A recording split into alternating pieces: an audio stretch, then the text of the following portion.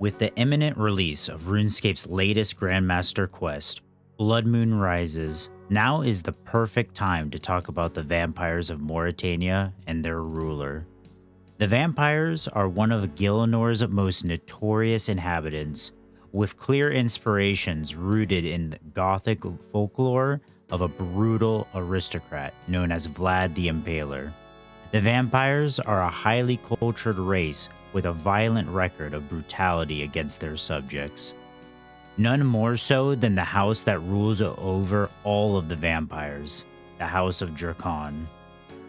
Welcome to the Enigmas of RuneScape. The vampires were not always an aristocracy. They were originally inhabitants of their homeworld, Vampyrium, where they were a disparate collection of tribal hunters. These tribes would be led by members who participated in a violent affair known as the Night of the Blood Moon. It is best explained by Vanescula Drakan during the events of the quest Sins of the Father. Back on our homeworld, new clan leaders were selected during a festival known as the Night of the Blood Moon. It was a simple concept, a full night of killing. At dawn, the one with the most kills became the new leader.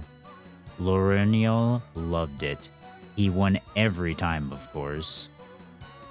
This way of living continued until Vampyrium was visited by a god whom they referred to as the Stranger from Afar.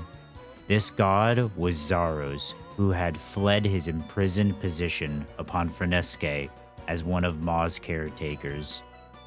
As written in the book A Taste of Hope, about Loreniel's point of view, he said, "The arrival of the Stranger from Afar brought an end to the tribal system, with him forming the tribes into the early houses of Vampyrium. He introduced us to alien cultural concepts such as society and art. This reformation of vampire society created the 8 houses we know of today that formed from their preferred taste of emotion in their victims' blood.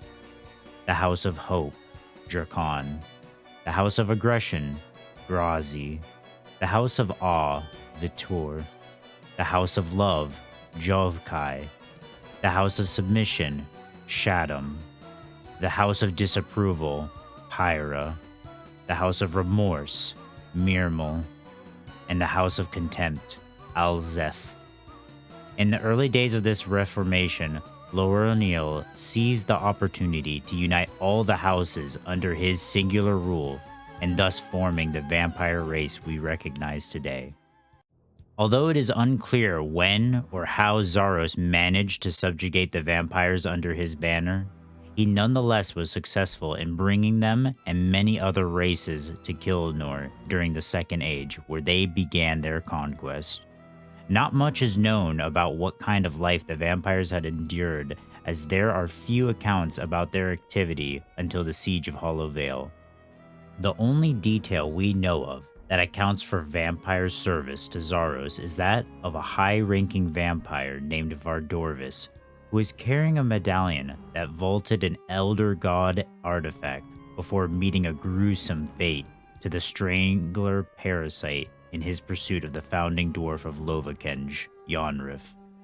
Discontent with the decaying rule of Zaros, Loreniel sided with Zamorak to topple the god's rule and succeeded. Under the command of the newly forged god, Loreniel would aid the war effort of Zamorak as the Age of God Wars begins. One of the most famous events that would take place in the God Wars is the role the vampires played in the Fall of Hallowvale. If you have not already read the book on the Fall of Hallowvale, it is a great recounting of the events from the perspectives of some of the members of House Drakan, a clergy member of the Hallowed Sepulchre, the second in command of Hassani's justiciars, and Queen Eferete herself. I will be referencing it heavily. Sarah Doman was laying siege upon the infernal source of Zamorak. This is located near where the Jolly Boar Inn currently resides today in northeast Varrock. In an effort to disrupt the battle lines and create chaos, Zamorak dispatched Drakan's army of vampires and werewolves to attack Hallowvale. At the time, most of Saradomin war effort was concentrated on this attack, and the kingdom was left mostly defenseless except for a small force of Ician and recovering Justiciar orders.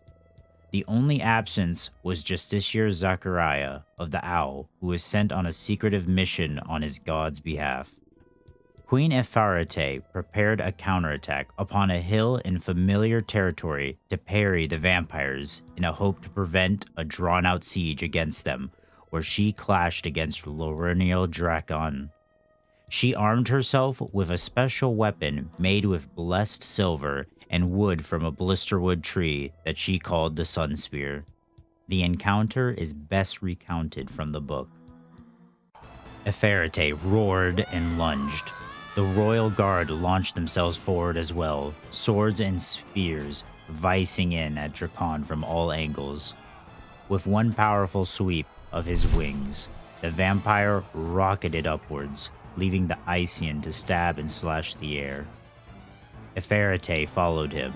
She shouted the name of her god as she went, lunging the sun spear at the pale horror, knowing nothing besides a desire to kill this monstrous threat to her home and family.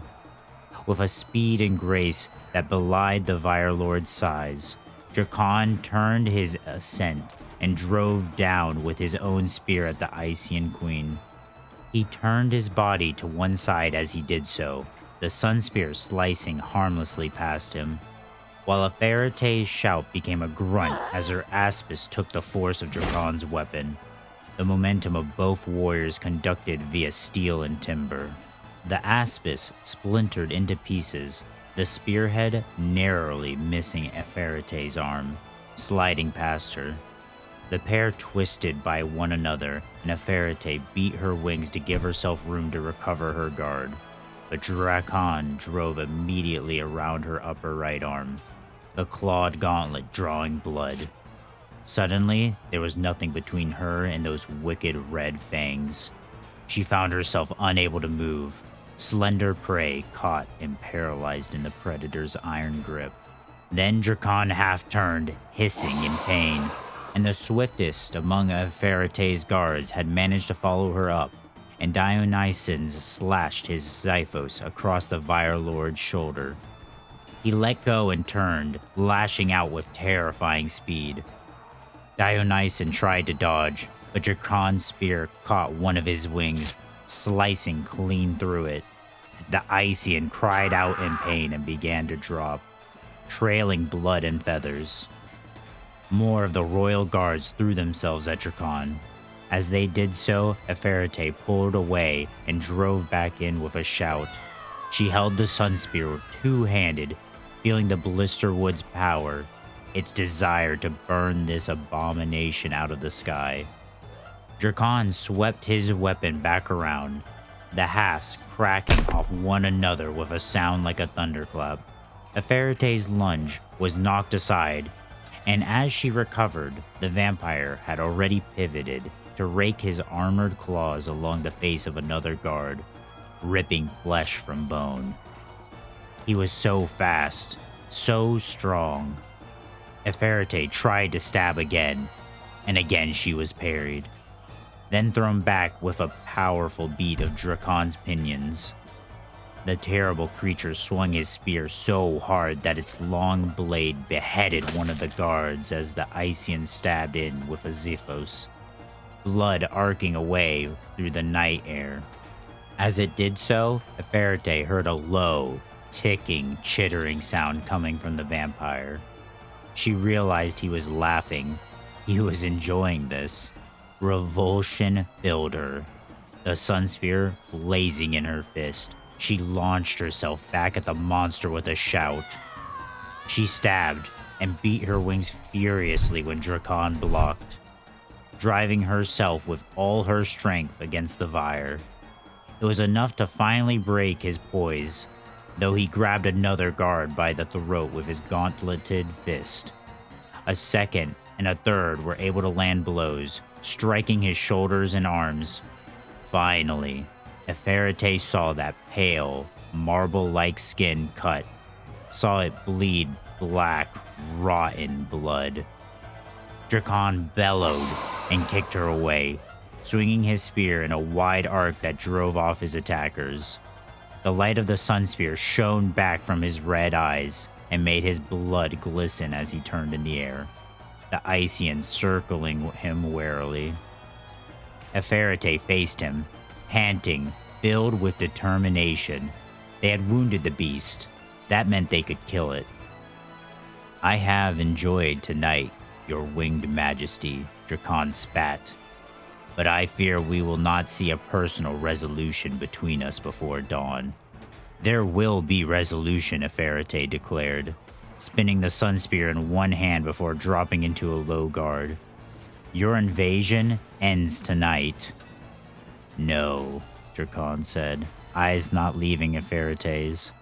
"I will see you again, and when I do, you will kneel in supplication." Lord Drakan was right in his prediction.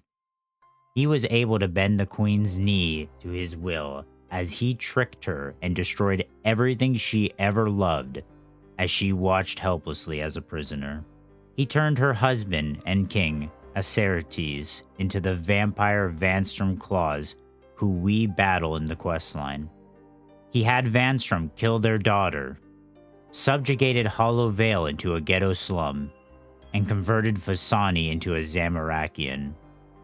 He did, however, fail to kill her son, Saphalon, as the Justiciar, Fasani's second-in-command, Rhea, remained a loyal member of the Wolf Ordos, despite her leader's betrayal, and safely escorted the child to safety. However, Lawerniel did not take Hallowvale for Zamorak's war efforts, or to eliminate the Icians. His true aim was for the Blood Altar. The true Blood Altar, like all other runic altars, are planes of pure power from which runecrafters can imbue their magic essence with. This altar, though in particular, is noted to be malevolent and even corrupts those too weak to withstand it. This is evidenced by a note found on a skeleton in the altar named Jovan, who stabbed his mining partner. Lawerniel's desire for the altar goes beyond the obvious uses vampires would have in blood magics. He also was able to use the altar's power to turn King Acertes into a Vampyre thrall. However, during the events of the Fall of the Hallowvale, Lawerniel lost access to the altar as an acolyte of the Sepulchre of Hallowvale broke the entrance with an artifact of Saradomin. This appears to have only slowed down Lord Drakan, though, as we see today many vampire juveniles within Mauritania who become human if cured by adventurers. Now ruling over the newly named Mauritania, the vampires' first challenge over their territory came from 6 brothers who started a crusade at the close of the Third Age. The brothers were gifted gear that vastly improved their combat ability by a shady character. They were immensely successful in their campaign. However, as they began to reach the walls of Myreque, they succumbed to the shady figure's true intentions. The brothers were given armor by a Majorat named Sluske, who bound the brothers to servitude as undead wights. The brothers were honored by their men in their death and buried in 6 barrows just outside the walls.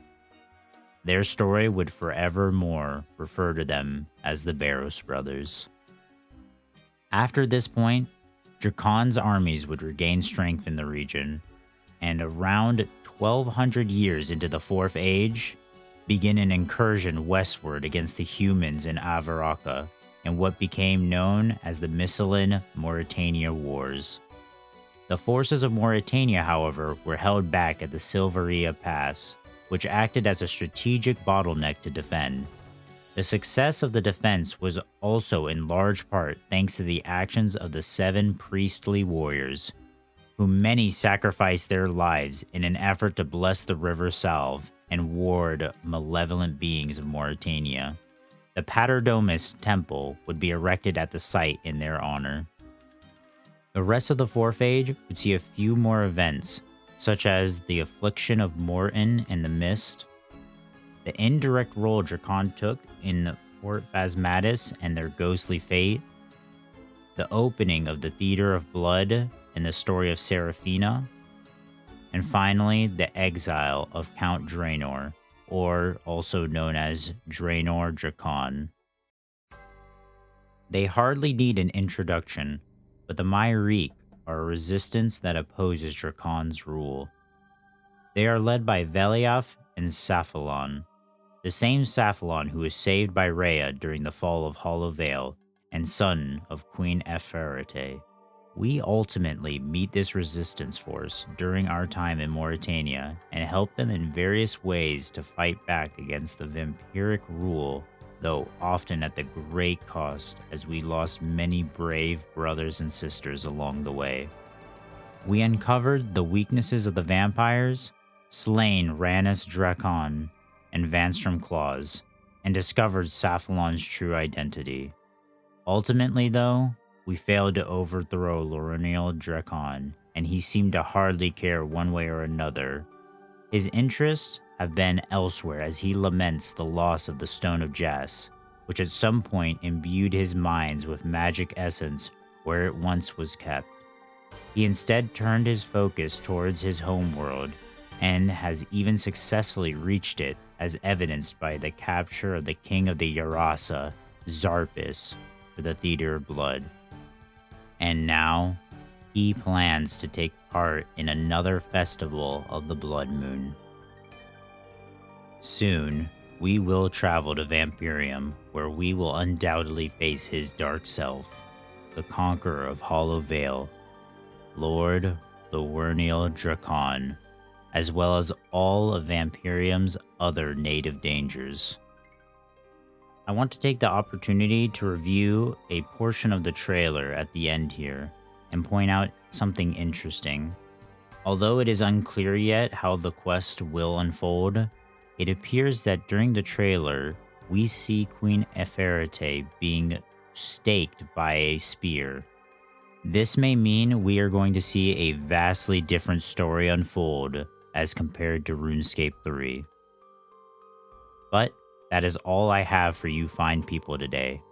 I hope you all enjoyed, and let me know what you think in the comments below. Until next time, everyone, may RNGesus bless your drops.